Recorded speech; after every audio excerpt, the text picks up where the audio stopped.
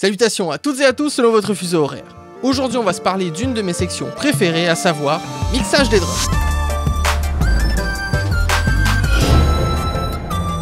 Ici Eliakim pour Cefa Productions et aujourd'hui je vais vous donner 4 étapes pour bien mixer vos drums. Dans cette vidéo on va essayer de se donner une idée plus claire des points primordiaux du mixage des drums. Commençons tout d'abord par énoncer 3 scénarios les plus courants lorsqu'on va mixer des drums pour différents types de production. Le premier scénario qu'on va beaucoup retrouver en particulier quand on travaille avec des home studios ou quand on est soi-même son propre producer et qu'on n'a pas accès forcément à beaucoup de matériel, et bien c'est que notre session soit entièrement faite à partir de drums virtuels. Je parle par exemple d'Addictive Drummer, de la série Contact ou tout autre drum virtuel. Lorsqu'on est dans ce cas-là, la plupart des samples qui sont utilisés dans ces instruments virtuels contiennent déjà une bonne couche de mixage. Souvent, on peut même aller changer des EQ, de la compression, on peut rajouter ou non du reverb directement depuis l'instrument de base. Donc forcément, le mix sera un tout petit peu différent avec des pistes venant d'instruments virtuels. Ensuite, on a un deuxième scénario qui lui arrive un peu moins fréquemment si on est en home studio, mais qui est beaucoup plus fréquent lorsqu'on a des plus gros setups, c'est d'avoir un drum entièrement acoustique. Lorsqu'on est sur du drum acoustique, généralement, c'est un tout petit peu plus complexe parce qu'il faut contrôler différents éléments qui ne sont pas là au niveau des instruments virtuels, comme par exemple le leak. Typiquement, dans la piste de snare, va y avoir beaucoup de hi-hat, puis quelques toms, donc il va falloir contrôler tout ça parce que sinon, ça fait juste un gros tas d'informations et de problèmes auditifs qu'on doit contrôler parce que sinon ça sonne pas bien. Par contre, ce scénario-là nous donne un peu plus de liberté au niveau du sound design, c'est-à-dire que concrètement, on peut transformer un kick acoustique et le faire sonner d'une façon totalement différente en partant pourtant du même enregistrement, un peu plus facilement qu'un sample qui est déjà lui travaillé, un instrument virtuel qui est déjà préconfiguré. Le côté organique d'un drum acoustique va nous donner une approche un peu différente du mixage. Et enfin, un troisième scénario qui est concrètement celui qu'on entend le plus dans les productions pop d'aujourd'hui et dans la plupart des studios, un mélange entre un drum acoustique et des samples. Quand je parle de sample ici, je peux parler soit d'un sample unique qu'on va mettre à chaque fois que le kick acoustique joue, ou alors il s'agit de faire jouer un instrument virtuel, ou alors même certains VST qui permettent de trigger un sample automatiquement à chaque fois que la piste acoustique joue. Lorsqu'on a un drum acoustique qui semble peut-être un petit peu mince ou qui manque de corps, de gras, de largeur,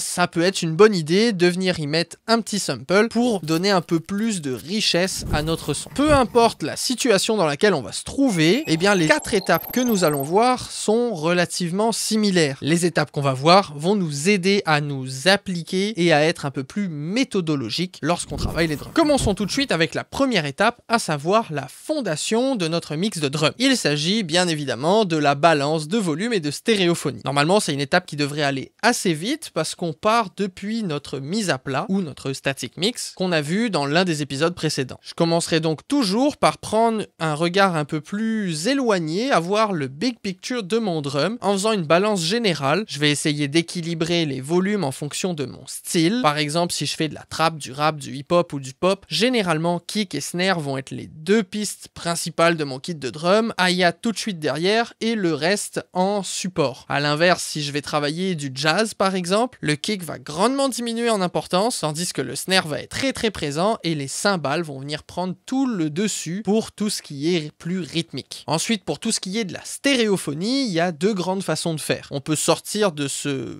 guide-là, mais généralement, c'est ce qu'on va retrouver le plus souvent. On va placer soit de la perspective du batteur ou du drummer, soit de la perspective du public. Personnellement, je suis drummer de formation, alors j'ai une tendance à vouloir mettre ma hi-hat, ma charleston à gauche et tout ce qui est floor tom, tom grave à droite. Tandis que le public va entendre la hi-hat à droite et le floor tom à gauche. À vous de décider, il n'y a pas de bonne ou de mauvaise façon de faire, juste essayer de se garder une certaine logique si on travaille un kit acoustique. C'est-à-dire que si on a le floor tom à droite ici, c'est peu probable que notre hi-hat sonne elle aussi à droite. Parce que généralement, c'est pas comme ça qu'un kit de base est constitué, mais encore là, si ça sonne dans votre projet, au final, on s'en fiche un peu. Petit conseil ou bonus que je vais vous donner, si vous avez plusieurs pistes de kick ou de snare, faites-en des boss à part entière qui eux-mêmes vont ensuite aller vers le boss de drum principal. Voyons tout de suite un exemple. Voici une session de mix sur laquelle j'ai travaillé récemment avec un drum acoustique. Nous avons une piste kick in,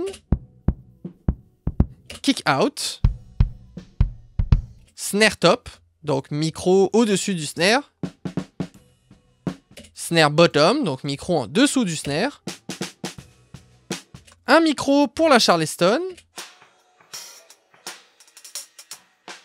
Vous entendez peut-être qu'elle shift un petit peu, c'est normal, je l'ai nettoyé parce que on entend le leak de l'enregistrement. Ceci est un enregistrement live, et vu que la chanson n'est pas encore tout à fait disponible, je me suis permis de venir nettoyer un petit peu les leaks de la chanson en arrière. Et ici, on va avoir les overheads. Ici, si je fais jouer l'entièreté du drum, eh ben on a quelque chose qui est quand même déjà relativement bien balancé.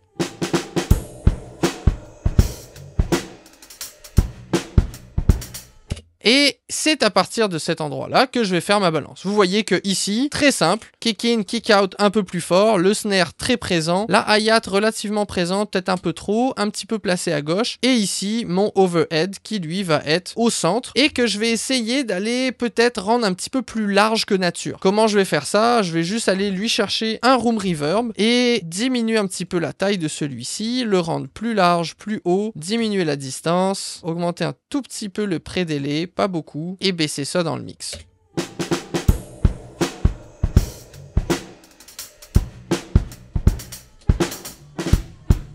Si on écoute...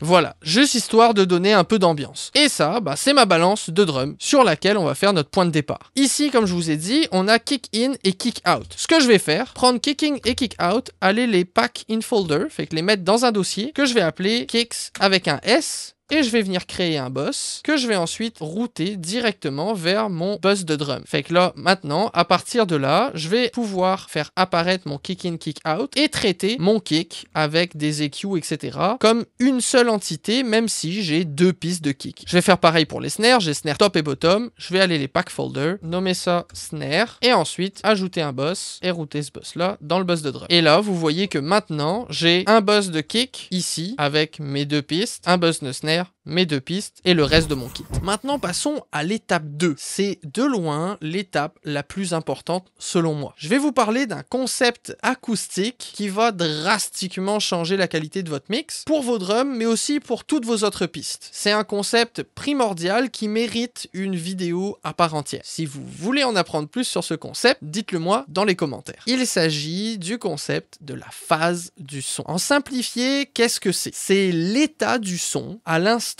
T dans le cycle d'une onde sonore. Ça vous dit absolument rien quand je le dis comme ça? Vous inquiétez pas, on va se faire un petit dessin. Pour nous, qu'est-ce que la phase du son? Imaginons qu'ici, nous avons la piste snare top.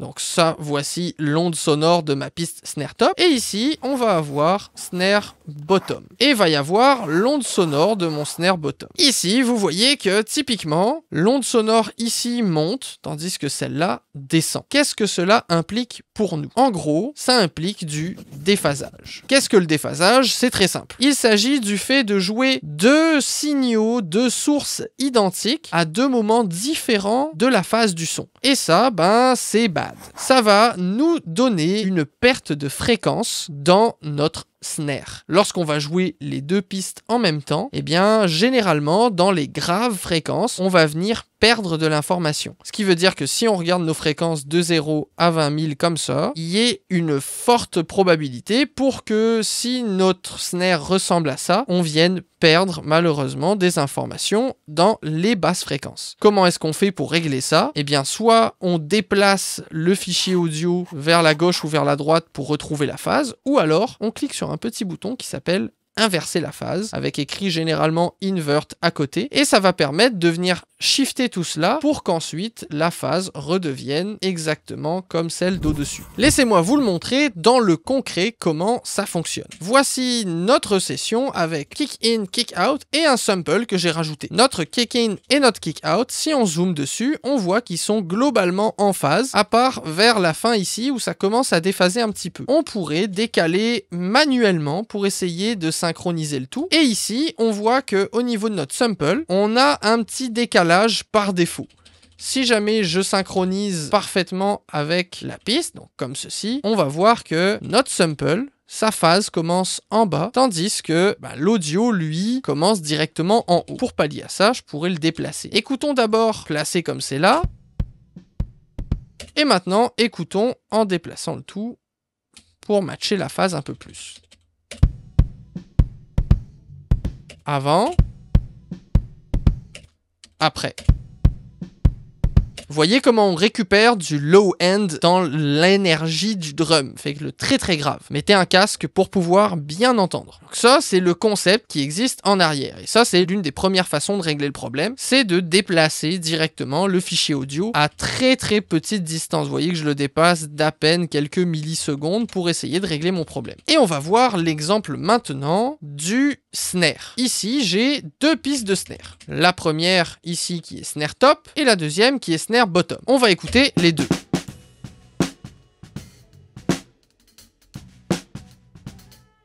Voici comment ça sonne d'origine. Si je zoome, on va voir que on est totalement opposé. Lorsque ma phase descend ici ça monte. Ce qui est logique parce que un snare, c'est comme ça que ça marche quand on met deux micros, il y en a forcément un des deux qui est à l'inverse. Et vous allez voir que on peut, grâce à un petit bouton comme celui-là, sur votre DAW, il existe. Si vous ne le trouvez pas sur Studio One, il faut venir dans le petit clé à molette à gauche ici et s'assurer d'avoir les input control d'activer. Vous allez voir, voici comment ça sonne avant d'inverser la phase.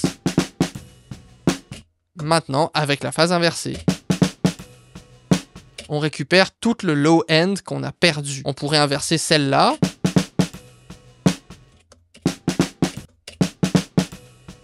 Sentez comment le snare est beaucoup plus gras. Maintenant, laissez-moi vous présenter un plugin incroyable. Cette vidéo n'est pas sponsorisée par Melda Productions, mais je vous conseille très fortement d'aller voir du côté de M-Auto-Align. C'est un outil qui vous permet de corriger automatiquement les cancellations de phase en syncant automatiquement l'audio de manière transparente et très rapide. En plus, en ce moment, c'est le Black Friday, donc vous avez un super rabais qui vous permet de l'avoir pour moins cher. C'est un outil primordial à avoir dans sa boîte à outils, bien plus important que n'importe quel EQ et autres compresseurs, car il nous permet de vraiment accélérer notre flux de travail. Laissez-moi vous montrer dans la session comment utiliser M-Auto-Align. On va le mettre sur chacune des pistes que l'on veut synchroniser, on va l'ouvrir, s'assurer d'être toutes dans le même groupe. Il y en a qui sont déjà préconfigurés avec des noms, sinon vous pouvez utiliser la multitude de chiffres et de lettres disponibles. Et une fois que ça c'est fait, vous faites play et vous cliquez sur Analyze. Une fois que l'analyse sera finie, autour des 5-6 secondes, vous allez voir apparaître des chiffres ici qui indiquent le décalage qu'il y a sur cette piste par rapport aux autres. Et vous voyez que si je change, à chaque fois, j'ai des chiffres différents. Ensuite, vous avez un bouton Bypass All qui est très utile parce que ce fameux Bypass All va vous permettre d'activer et de désactiver l'entièreté des M-Auto-Align de ce groupe-là. On va commencer par écouter le kit qui sonne déjà très correct sans M-Auto-Align.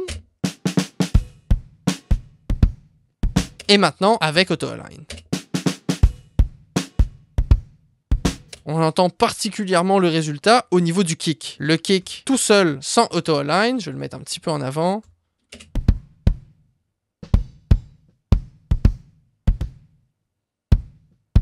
Il sonne un peu mince et manque de gras. J'active auto-align.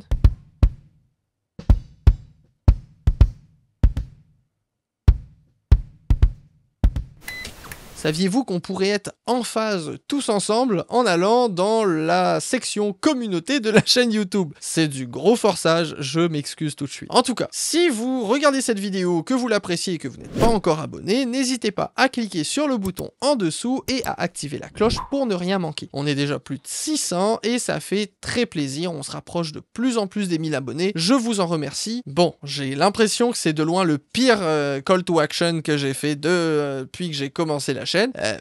Mais bon, on reprend. Maintenant que notre balance est faite et que notre drum est en phase, il nous reste plus qu'à prendre notre petit bloc-notes et à passer à l'étape 3, à savoir corriger tous les problèmes de notre drum. Quand je parle de correction de problèmes, rendu à cette étape-là, c'est vraiment de faire en sorte qu'on ait un drum qui sonne déjà en lui-même avec les pistes qui existent, très agréable, très présent, qu'on enlève tout ce qui dérange dans le mix et qui rentre en conflit avec d'autres pistes et qu'on rende le tout un petit peu plus punchy, un peu plus agréable à l'écoute et un peu plus homogène. Alors justement, simplement, les corrections vont varier en fonction d'énormément de situations. Est-ce que mon kick est assez punchy ou non? Est-ce que j'entends du muddiness? Est-ce que mes cymbales sont trop agressives ou pas? Est-ce que on entend assez fort le snare? Est-ce que mon snare a besoin de plus de gras, moins de gras, plus de snap, moins de snap? Bref, différents facteurs. Je vous conseille au départ de garder une structure pour vous aider à dissocier les idées dans votre tête. C'est-à-dire EQ de correction, donc on ne fait que diminuer des fréquences, compresseur pour venir contrôler la dynamique de notre drum, ensuite un EQ de coloration pour venir rajouter du gras, de la brillance, du snap, etc. C'est aussi à partir de cette étape-là que je vais valider si mon kit acoustique, si je travaille sur de l'acoustique, a besoin de sample. Généralement, la réponse est oui. Aussi, je vais écouter si mon leak est bénéfique à ma production ou non. C'est-à-dire, est-ce que le signal qui passe à travers mes différents micros a besoin de gate ou pas. La quatrième étape est la plus complète de toutes. Vous pouvez aussi inclure dans votre quatrième étape le fait de placer votre drum dans un reverb pour que ça sonne de manière acoustique un peu plus agréable, un petit peu plus riche et un peu plus profond. Ici, vous allez voir que j'ai fait différentes petites choses sur mon kit. J'ai commencé par des EQ où j'ai diminué grandement les basses, donc coupé les très basses fréquences, et je suis venu diminuer un petit peu dans les moyennes fréquences, là autour des 500 Hz, 600 Hz. Ça par exemple c'est mon snare top.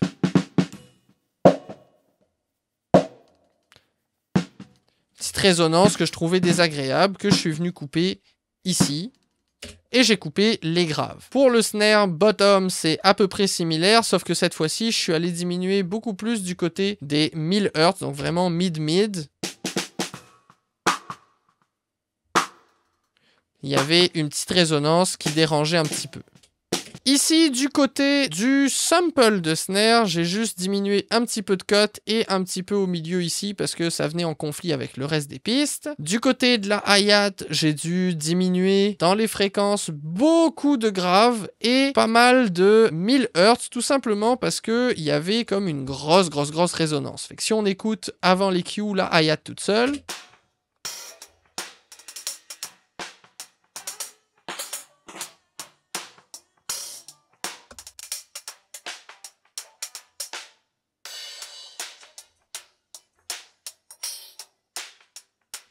La hi-hat shift un peu, encore une fois, je rappelle, petit disclaimer, c'est simplement parce que je l'ai nettoyé pour pas qu'on entende trop la voix en arrière. Ici, si j'augmente, on va entendre...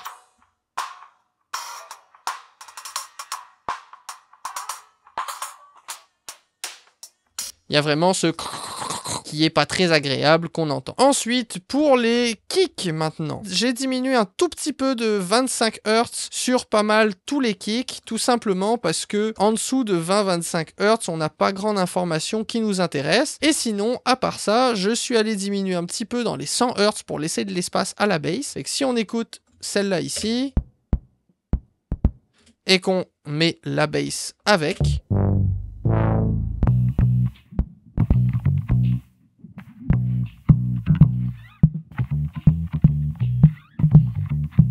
Ce 150 Hz là, c'est là où les fondamentales de ma bass se trouvent. Fait que je suis venu diminuer un petit peu. Et ensuite, j'ai diminué à 350 aussi au niveau de mon kick in, tout simplement parce que ça venait résonner et c'était pas très agréable, pas très beau. Pareil au niveau de mon kick out où j'ai coupé un petit peu plus et mon sample aussi où je suis allé diminuer 380 parce qu'il emmenait beaucoup trop d'énergie et rentrait en conflit avec les autres instruments. Et c'est pas mal tout ce que j'ai fait pour le traitement ici de ces pistes-là. Et pareil pour les snares, c'est juste de l'EQ et pas mal que ça, pas grand-chose d'autre à part des petits EQ à droite à gauche. Et une fois qu'on blende le tout avec le kit et la bass...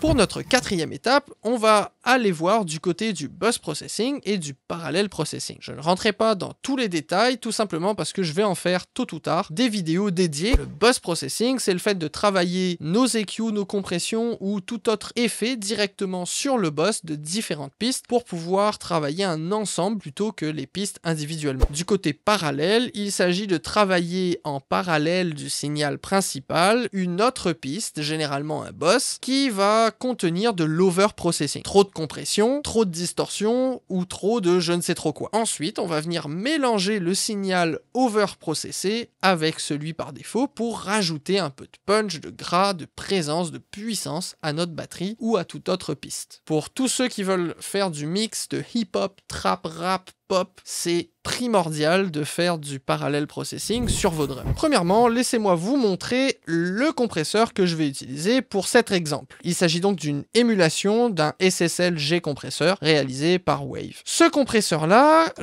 c'était l'attaque à 10 millisecondes, ce qui est relativement rapide, et une relâche automatique. J'aurais pu aussi aller sur une relâche assez longue de 1.2 secondes, mais là, je vais laisser le processing se faire automatiquement. Ensuite, je vais aller chercher un ratio au plus bas possible, donc 2 pour 1, et je vais venir diminuer mon threshold jusqu'à atteindre 2 à 4 dB de réduction, pas plus. Ce qui donne, sans la compression,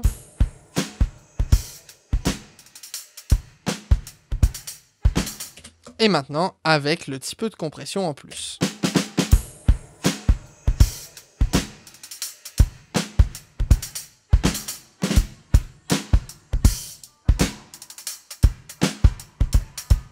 Ça vient rajouter un tout petit peu plus d'attaque, tout en gardant le kit de drum un peu plus unifié de manière générale.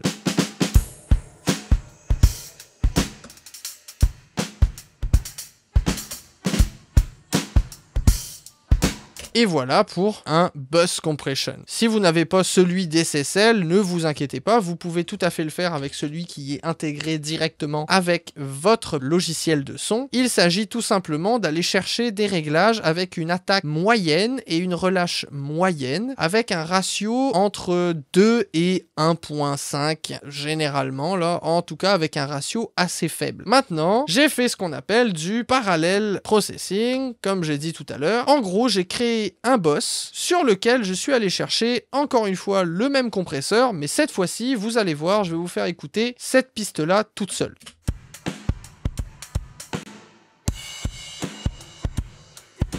Et vous entendez, ça pompe pas mal parce que j'ai mis un threshold à fond, une attaque à 30 millisecondes, une relâche à 0.1, le ratio à 10 pour 1. Le but ici, c'est d'aller smasher le plus possible ma piste de drum pour venir créer justement ce trop-plein d'agressivité dans mon drum. On l'entend. C'est assez puissant. Par contre, une fois que j'ai ça, je vais pas simplement le mettre au même niveau avec mon kit de drum normal, parce que sinon, là, ça va sonner vraiment bizarre. Ce que je vais faire, c'est le baisser à fond et l'augmenter au fur et à mesure pour qu'il accompagne mon kit.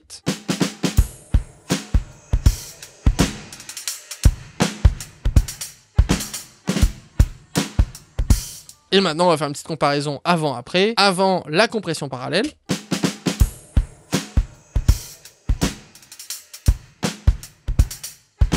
Après la compression parallèle.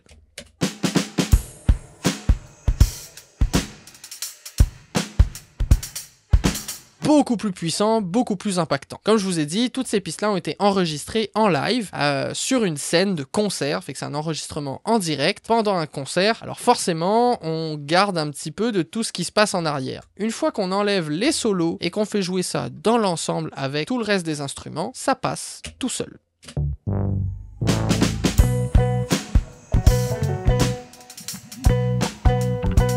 Il ne manque plus que les voix, mais ça, je vais vous en parler plus tard, lorsque la chanson sera sortie. Restez à l'affût de la page communauté, parce que je vais donner l'annonce là-bas. Nous venons de terminer notre épisode 4 de Behind the Mix, saison 1. La semaine prochaine, on va regarder un peu plus en détail la dynamique pour les voix. En attendant, à vous toutes et tous qui êtes encore là, vous êtes des êtres humains géniaux. N'hésitez pas à partager autour de vous, à me faire de commentaires, comme d'habitude j'y tiens, ça me fait plaisir et ça m'aide à progresser. Aussi je tenais à vous dire que vous pouvez me retrouver sur Instagram, @cefaprod, exactement comme sur YouTube. C'était Eliakim pour Cefa Productions, salutations à toutes et à tous selon votre fuseau horaire, ciao!